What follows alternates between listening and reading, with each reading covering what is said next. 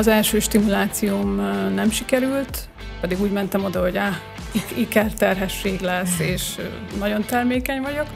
Minden követ megmozgattam, hogy gyerekem legyen, és tényleg az szerintem egy hatalmas dolog, amikor a saját genetikádat is feladod azért, hogy családod legyen. Magyarországon nagyjából úgy néz ki, hogy lehetséges a petesejtadományozás, hogyha van a páciensnek 35 év alatti hölgy rokona, akinek már van egy gyermeke. Magyarországon egyedülállók is lombikozhatnak.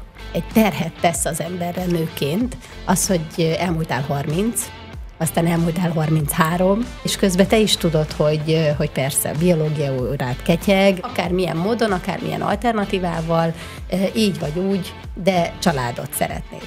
Nem szerettem volna csak azért belemenni bármilyen kapcsolatba, hogy gyerekem lehessen. De fontos tudni, hogy Csehországban csak párokat kezelnek. Nem mindenkinek való szerintem ez az út.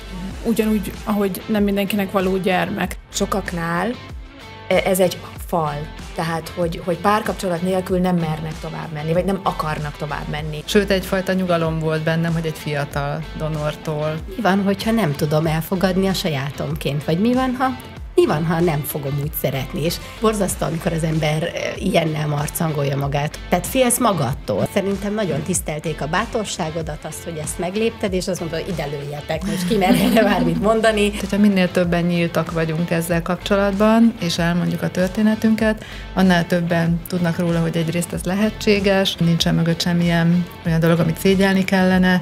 Így magadban nevezd el a hitedet, mert a boldogságod az biztos, hogy a félelem másik oldalán lesz.